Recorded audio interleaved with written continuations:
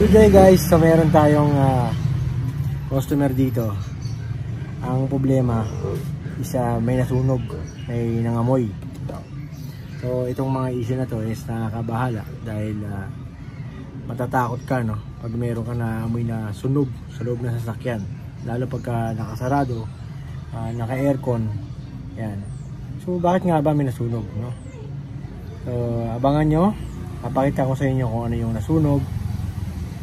And syempre, abangan nyo hanggang sa uli. Papaliwanag ko yan sa inyo bakit nasusunog. Okay, so tignan na natin. Okay guys, so yan. So, ang problema niya, kapag yung drive down niya, nasunog, no? May nangangamoy sa loob. So dumating yan, naka-open na. Dahil nga natakot sila dahil may nangangamoy. Ayan. So nakita ko, ito yung nasunog. Fuse holder, no? Ayan. Fuse holder. And then kung mapapansin nyo, mayroon mga bagong wire. Ayan. Wire, wire, wire, and then wire. And then ito, may relay dito. Ayan. So magkakakonekta sila, no? Ayan, may relay din dyan. And then mayroon pang isang relay dito. So dalawa. Ang tanong ngayon natin sa kanila, saan para saan yan? Ang sabi, sa sub-radiator pan.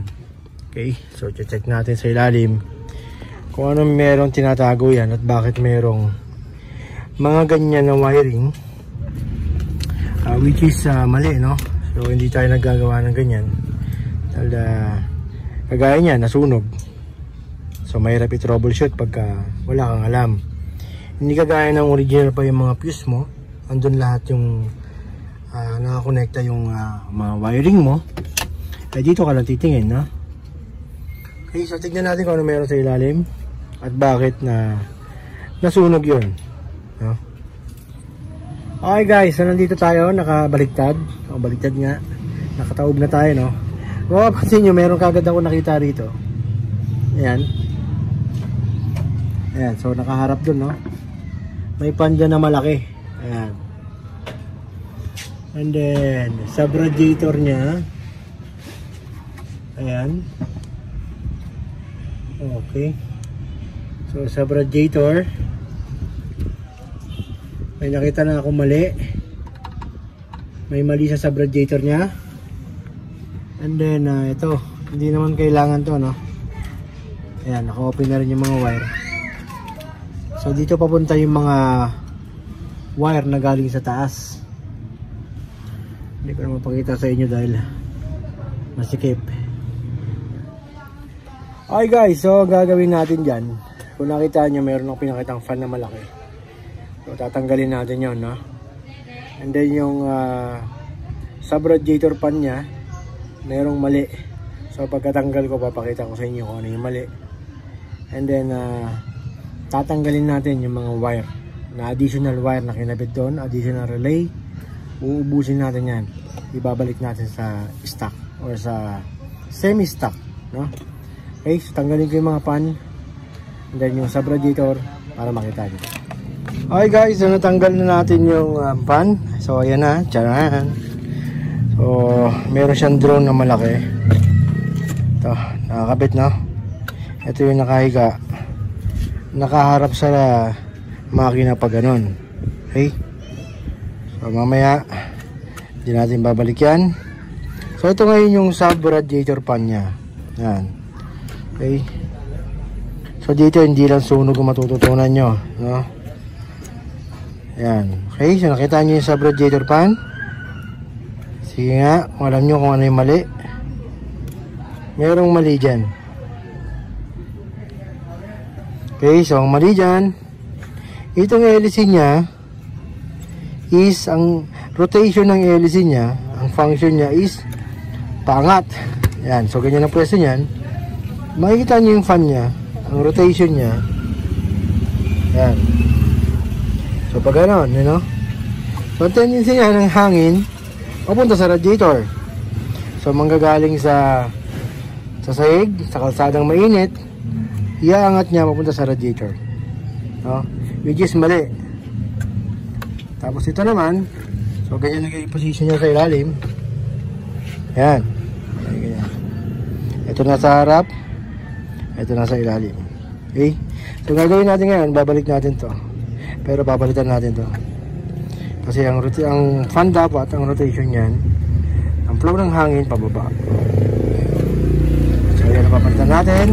Pwede natin kakabit yan. Okay guys, so may 1 point na tayo.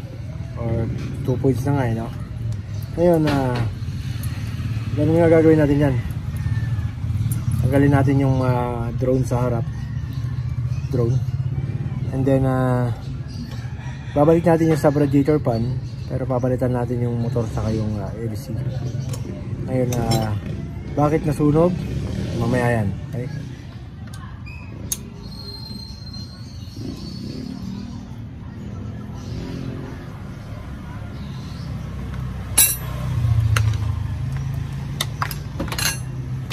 Okay, so ito yung LC.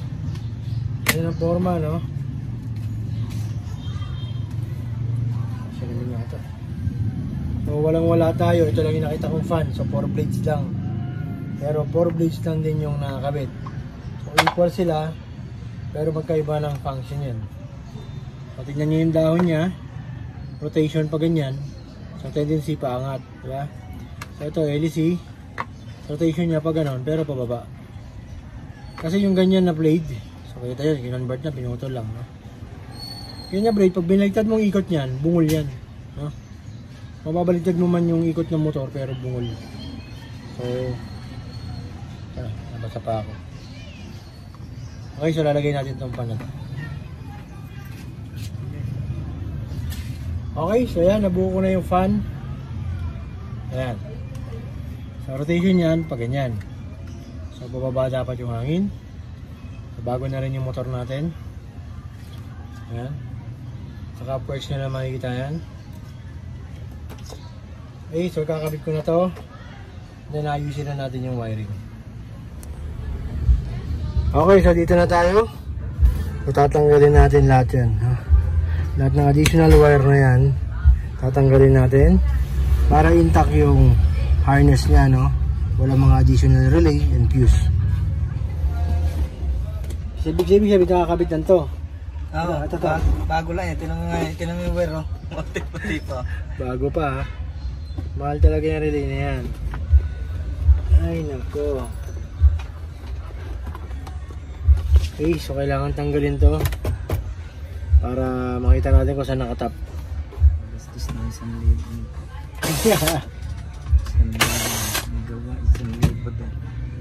Isang linggo nang nagawa. Wala pa 1 linggo yun. Wala pa 1 linggo? Wala pa. Nasunog. Nasunog. 3 araw pa naman. Okay naman siya nung sa mga 3 araw na yun. Tapos biglang may nangamoy. Sabi, parang may nangangamoy. Sabi ng mga sakay ko, meron nga. Kaya ako nagkalas nun, hindi ko nga alam ibalik eh. May mahaba kasi ito. Ay mahaba. Ako nagkalas ng ano yun eh, may mahaba, hindi ko alam kung saan nakalagay yun, nakalit. Kasi naggaano na kami, baka ako may nasusunog ng ano eh. Makita ko, sunog nga yan. Hindi kayo nasunog. Hindi, naamin naman agad eh. Tsaka, ano eh, may mga dalawang tubig. Buhuso na lang. Napadala nga lang may araw. Ang daming mga nakatap. Ayan. So ito, may galing pa doon sa taas. Oh. So malamang magtanggal din tayo nito.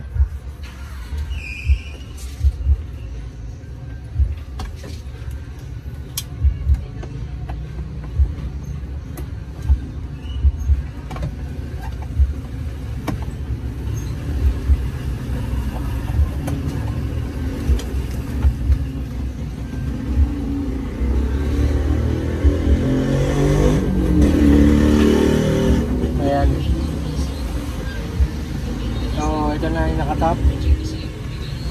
Yan. Nakatap sa live. Kung makikita itong puting wire na to, ayan yung live. So dyan nakatap yung fuse, yung supply fuse na nilagay nila. So ito yung nag-melt, no? Itong nasa gitna na to? Ay, Push message pa rin. Yung aircon pala sa likod. Okay, so tanggal na. Aircon niya sa likod, yun ang dapat pala mag-check kasi.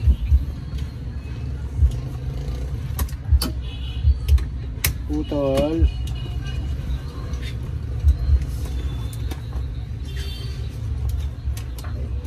Tanggal. Tanggal. Putol. Ito yung switch. Lakyan dito. Yun. Karne. Okay. So, tanggal na. Magkano to? 1,000? Okay, so balik na natin yung fuse box. Dahil wala lang ng mga nakatap. Balik na natin yan.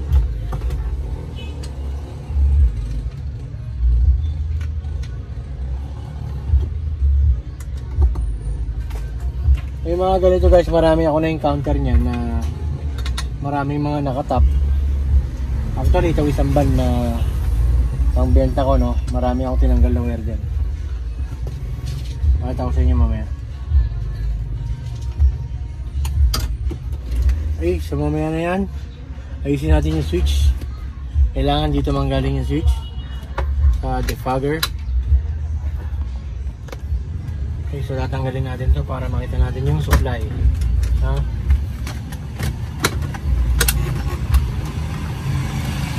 Okay, malamang yan, binago yung supply niya sa likod sa may defogger.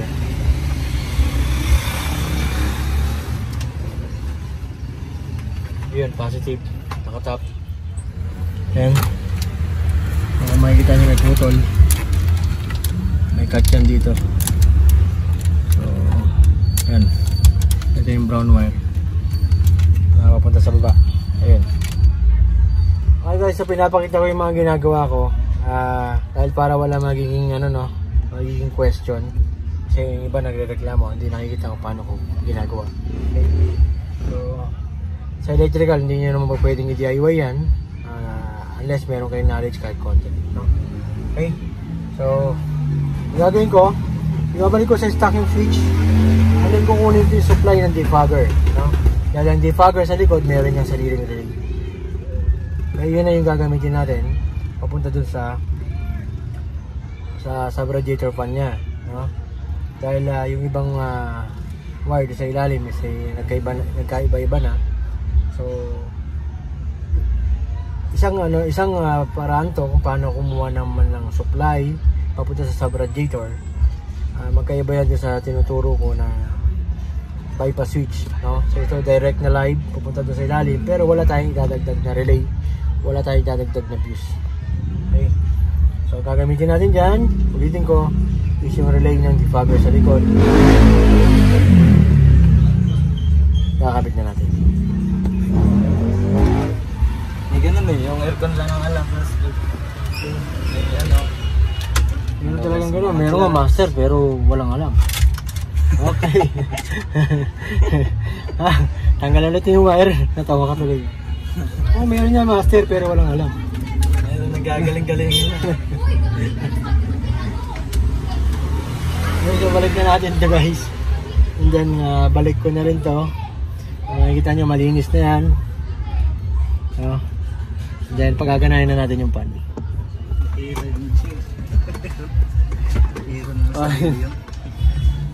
Nagkataon, pinagkukwentuhan natin yung master, kapitbahay nyo lang pala. May master nga yata yung pangalan mo. Master, nabasa ko kanina eh. Kasi sabi nung isang mekaniko doon, diyan mo ba yung pagagawa? Pwede, yung sana eh. Ano yun? Ano nga tawag pangalan na? Capworks.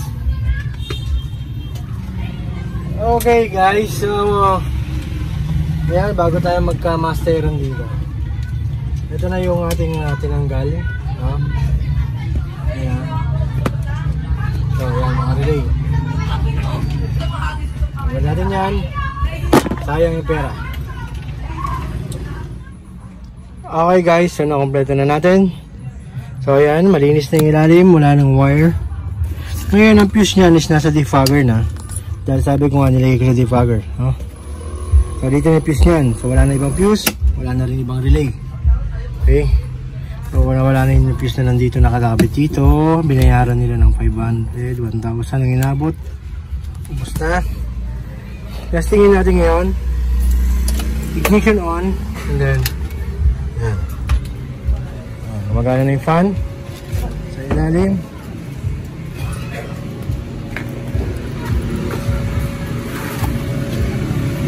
Ayan na siya ngayon. Gumagana na. So yung pangangin niya is mababa. Yan.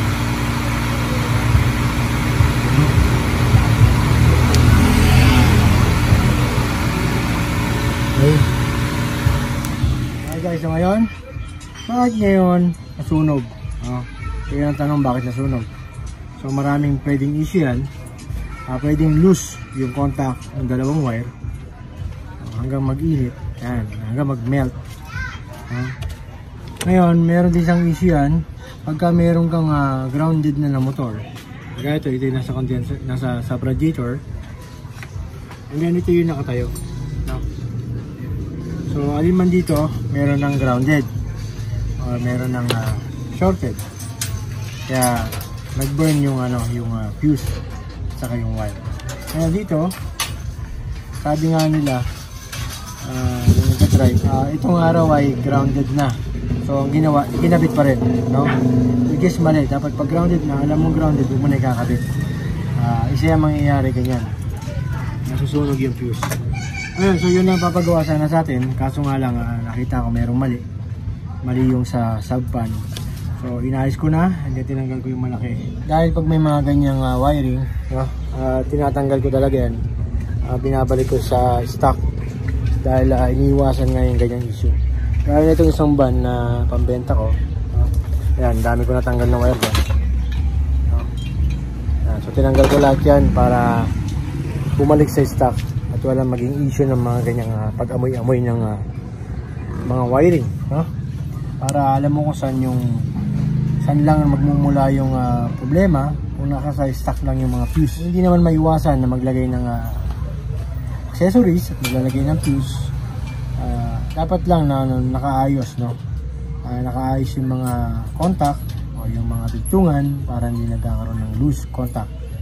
And then yung mga fuse kailangan na mahigpit para hindi rin nagkakaroon ng loose dahil doon na siya nagme-melt. Pero iba pa rin siyempre yung original, no?